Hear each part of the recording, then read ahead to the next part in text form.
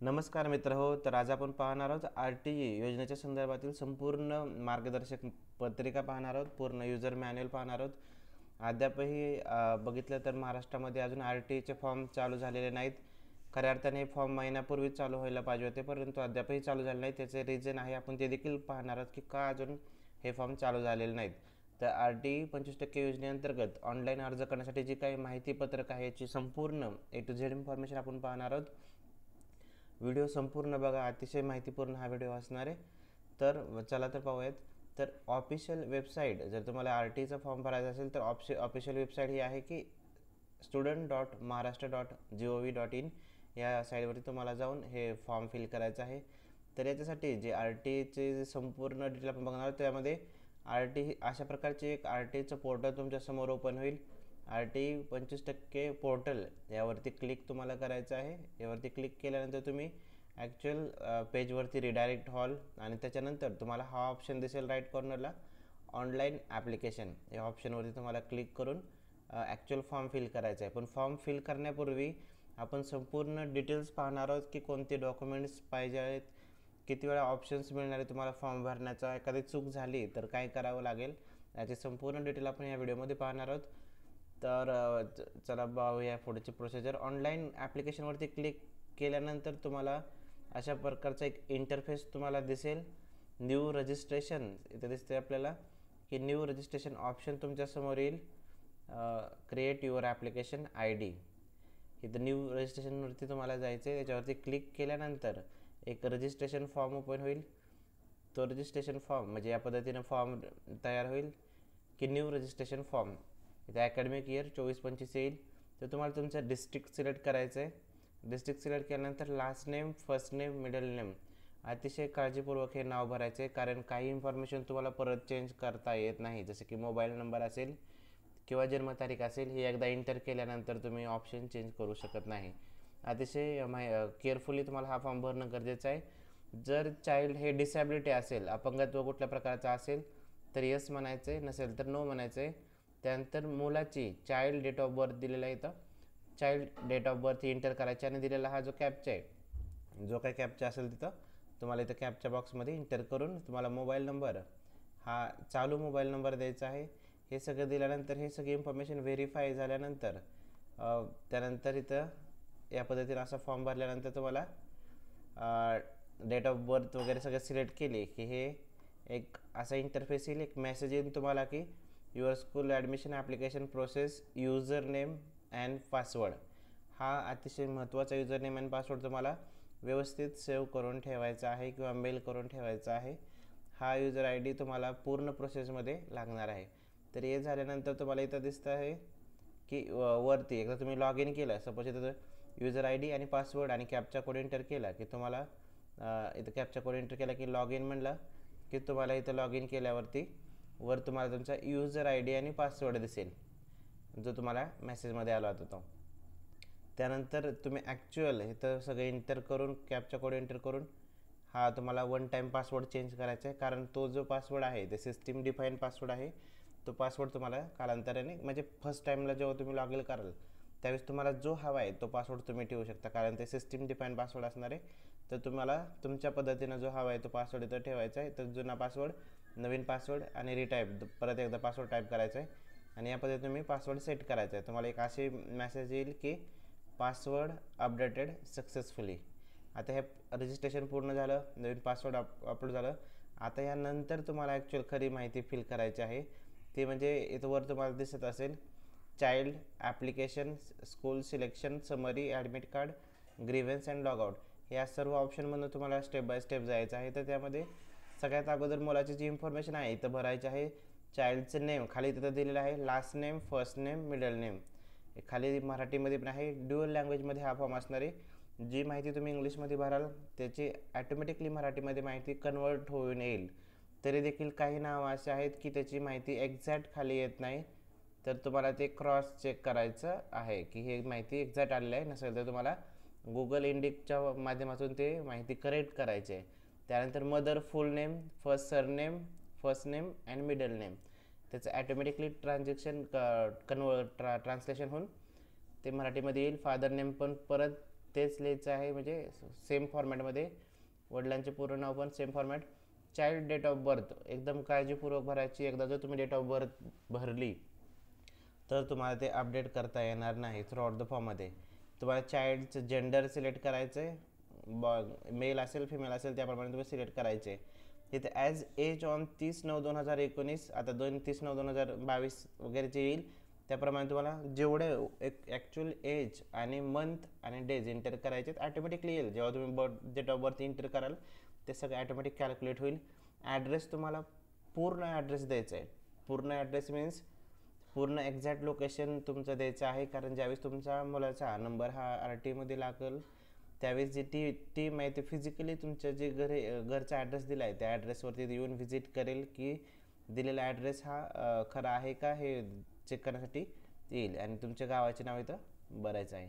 त्यानंतर नेक्स्ट स्टेजला तुम्ही जेव्हा जाल तिथं त्याच्यावरती येईल की चाइल्ड नेम, जे ॲक्च्युली आतापर्यंत पॅरेंटची माहिती भरली त्यानंतर मुलाची माहिती भरायची. बालकाचे पूर्ण नाव, मदर नेम आहे, हे सगळं सेम इन्फॉर्मेशन परत एकदा भरायचे आहे. आणि खाली जर तुम्ही बघितलं करंट ॲड्रेस वगैरे जो असेल तो रिअल ॲड्रेस भरायचा आहे.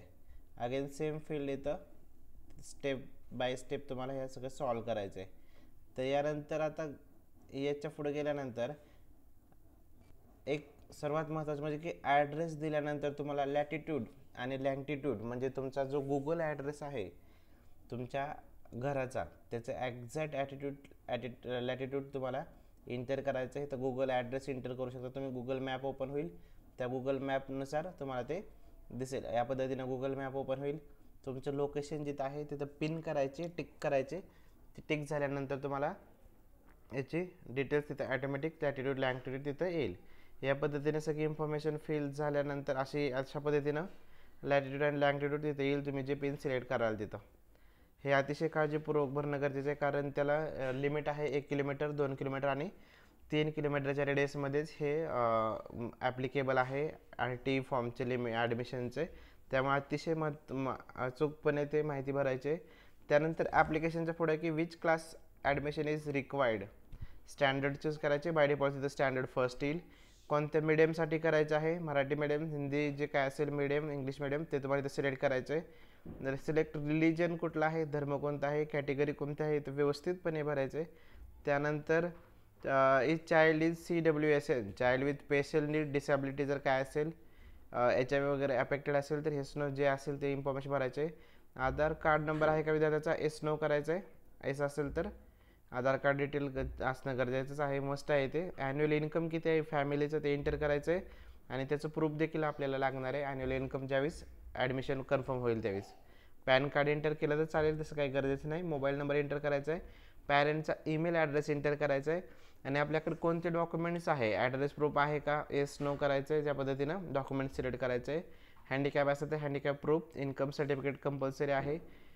कोविड-19चं सर्टिफिकेट असेल तर ते देखील अलाउड आहे. बर्थ सर्टिफिकेट, कास्ट सर्टिफिकेट, ज्या पद्धतीने तुमच्याकडे जे डॉक्युमेंट असेल तुम्ही तिथं येस नो करू शकता. आता या जर सपोज डिसॅबिलिटी असेल तर तुम्ही इथं लिस्ट बघत असाल. डिसॅबिलिटीसाठी आहे की कोणत्या पद्धतीची डिसॅबिलिटी किंवा अपंगत्व आहे त्याचे डिटेल्स इथं तुम्हाला क्लिअरली द्यायचे आहे, जेणेकरून त्याचं व्हेरिफिकेशन हे होणार आहे. तर या पद्धतीनं सगळ्या स्टेप्स तुम्हाला हे फॉलो करायचे आहेत. आधार कार्ड नसेल तर काय प्रोसिजर आहे तुम्हाला, नो असेल तर आधारचे रिसिप्ट वगैरे, नवीन आधार कार्ड काढून आधारचे रिसिप्ट अपलोड करणं हे गरजेचं आहे. नंतरचे आहे की इथं तुम्हाला सगळ्यात महत्त्वाचं म्हणजे की within 1 kilometre, within 1 to 3 kilometre और ग्रेटर दॅन 3 किलोमीटर असे 3 ऑप्शन दिसतात. हे शाळा तुमच्या घरापासून किती किलोमीटरच्या डिस्टन्समध्ये शाळा तुम्हाला सिलेक्ट करायची ती इथून चेक करायचे. तर तुमच्या 1 किलोमीटर जर विथिन 1 किलोमीटर इथं जर ऑप्शन तुम्ही हा चूज केला तर तुमच्या 1 किलोमीटर रेडियसमधल्या शाळा दिसतील.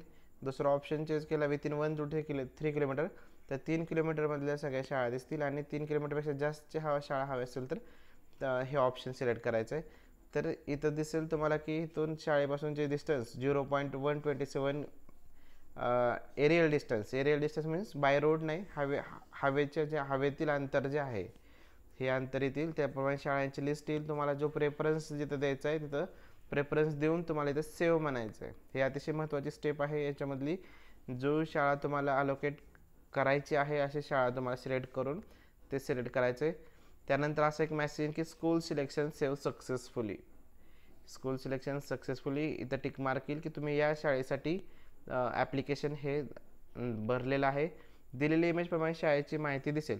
म्हणजे तुम्ही जी काही माहिती भरली आहे तिथे येईल युडायस कोड, शाळेचा स्टेट बोर्ड आहे, कितवीपर्यंत शाळा आहे, शाळेचं नाव काय आहे, त्याचा ॲड्रेस काय आहे, एरियल डिस्टन्स किती आहे घरापासून, मीडियम कोणता आहे, प्री स्कूल आहे, सेकंडरी स्कूल आहे, हायर सेकंडरी आहे, याची संपूर्ण डिटेल तिथं तुम्हाला दिसेल. त्यानंतरची नेक्स्ट एक बघितलं असं तर फॉर्म सबमिशन. एकदा सगळा फॉर्म तुम्हाला चेक करायचा आहे. नाव वगैरे, डेट ऑफ बर्थ, प्रूफ, आपल्याकडे कोणते डॉक्युमेंट्स आहेत, शाळा कोणत्या पण प्रेफरन्स दिलेला आहे, ती शाळा किती अंतरावर आहे, ते सगळे डिटेल्स येतील. हे सगळं क्रॉस व्हेरीफाय करून तुम्हाला फायनल फॉर्म हा सबमिट करायचा आहे. तुम्हाला हे RTने दिलेली RT 25% ऑनलाईन प्रवेशाचे अर्ज मी स्वतः भरला आहे. सदर अर्जात भरलेली सर्व माहिती खरी असून लॉटरी लागल्यानंतर प्रवेश घेताना भरलेली माहिती खोटी आढळून आल्यास आणि त्या बालकाचे एकापेक्षा जास्त अर्ज भरलेले आढळल्यास RT अंतर्गत मिळालेला प्रवेश रद्द होईल आणि कायदेशीर कारवाई करण्यात येईल. याची मला पूर्व कल्पना आहे. हे तुम्हाला टिक करायचं आहे. त्यामुळे जी पण काय माहिती असेल ती संपूर्ण डिटेल जी खरी आहे तिची इन्सर्ट करा, जेणेकरून कुठलीही प्रॉब्लेम फ्युचरमध्ये यायला नको. आणि ही सगळे टिक अलाव करायचे. त्यानंतर तुम्हाला कन्फर्म अँड सबमिट म्हणून फॉर्म सबमिट करायचा आहे. तर अशा पद्धतीने तुम्हाला एक मेसेज जनरेट होईल की application is confirm now, you cannot make any changes. म्हणजे एकदा once you fill the form you cannot change anything in the form. So एकदा माहिती भरताना काळजीपूर्वक माहिती भरा, जेणेकरून कुठलीही अपडेशनचा प्रॉब्लेम येऊ नये. कारण बऱ्याचदा आपण फॉर्म भरला असतो, आपल्याला शाळेला नंबर देखील लागतो आणि काही टेक्निकल क्युरी आल्यामुळे आपल्याला फॉर्म हा रिजेक्ट होऊ शकतो. त्यामुळे अतिशय केअरफुली हे फॉर्म भरणं गरजेचं आहे. तर त्यानंतर एकदा तुम्ही सबमिट म्हटल्यानंतर त्याची जी काही तुम्ही माहिती भरली त्याची तुम्हाला प्रिंट जनरेट करायची आहे, PDF जनरेट करायचे आहे आणि PDF देखील सेव्ह करून प्रिंट काढून ठेवायचे. अशाप्रमाणे तुम्हाला पूर्ण भरलेला फॉर्म तुम्हाला याची प्रिंट मिळेल किंवा त्याची सॉफ्ट कॉपी देखील तुम्ही ठेवू शकता. तर यासाठी जर महत्त्वाच्या सूचना काय आहेत हे बघूया की ऑनलाईन फॉर्म भरून झाल्यानंतर अर्जाचा तपशील समरी कन्फर्म बटनवर क्लिक करणं आवश्यक आहे.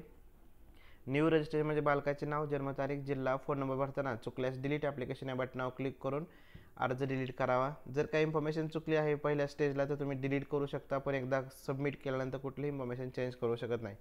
लॉटरीद्वारे निवड झाले असल्यास विद्यार्थी लॉग इन ॲडमिट कार्ड या पर्यायावर क्लिक करून ॲडमिट कार्ड डाउनलोड करावं. त्याची प्रत घेऊन मूळ कागदपत्र व झेरॉक्स प्रती घेऊन ब्लॉक कमिटी कार्यालय येथे प्रवेश निश्चित करण्याकरता दिलेल्या कालावधीत पालकांनी संपर्क साधायचा आहे.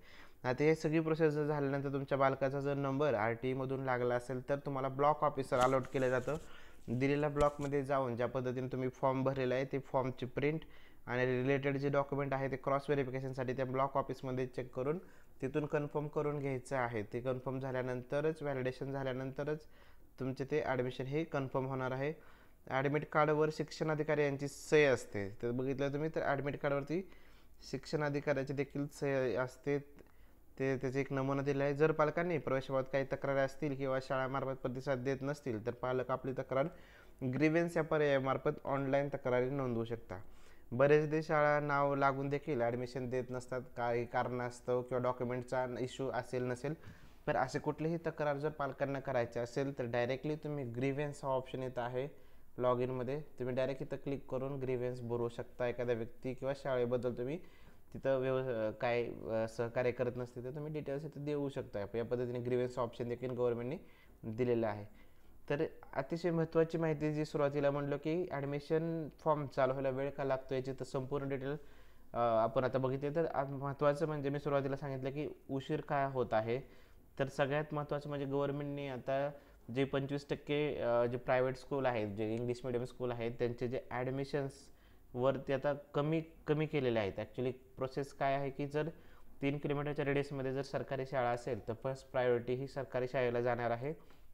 त्यामुळे प्रायव्हेट स्कूलमध्ये ॲडमिशन मिळणं आता तेवढी शक्यता आता खूप कमी शक्यता ही झालेली आहे. तर अशामुळे पालकांनी विरोध केलेला आहे.